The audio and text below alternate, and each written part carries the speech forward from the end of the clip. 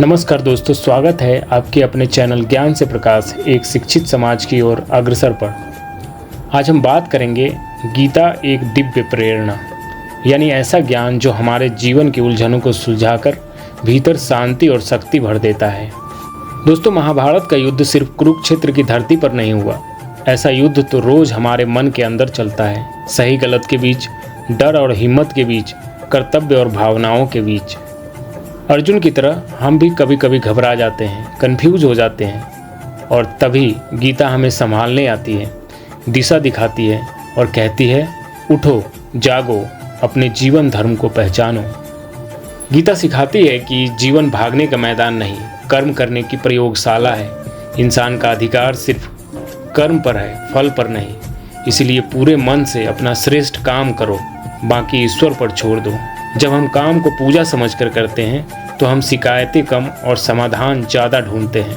Office, पढ़ाई या घर की जिम्मेदारियां बोझ नहीं लगती, बल्कि अपने चरित्र निर्माण के अवसर बन जाती है। गीता हमें बताती है कि हर व्यक्ति के लिए मुक्ति और उन्नति के कई रास्ते हैं, कर्मयोग, ज्ञान योग और भक्ति योग। कोई इंसान सेवा से, कोई विचार से, तो कोई प्रेम से ईश्वर और सत्य के करीब पहुंच सकता है।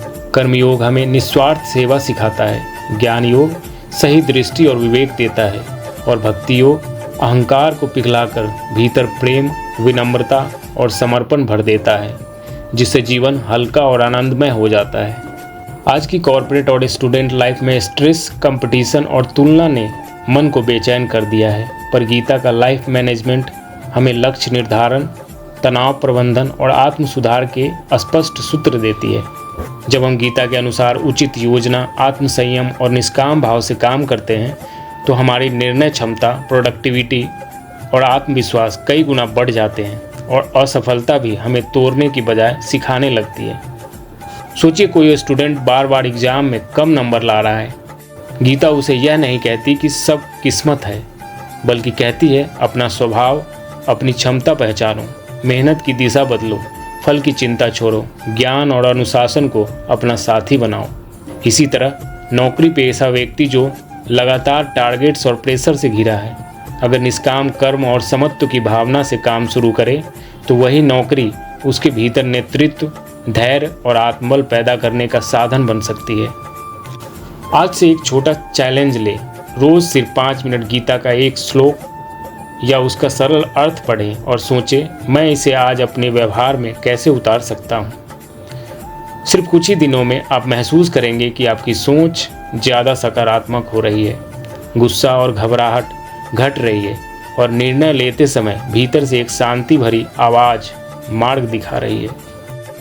दोस्तों, गीता कोई पुरानी किताब नहीं, यह आज के मोबाइल, मीटिंग और मार्कशीट वाले युग के लिए भी उतनी ही प्रासंगिक लाइफ गाइड है, जो हमें सिर्फ जीना नहीं, सार्थक जीना सिखाती है।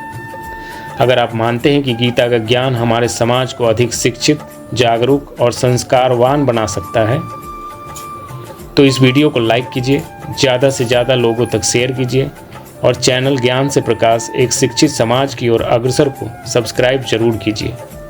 कमेंट में लिखिए, मैं गीता से प्रेरणा लेकर अपना जीवन बदलूंगा, ताकि मिलकर हम ज्ञान से नहीं, आचरण से भी समाज को प्रकाशमान कर सके।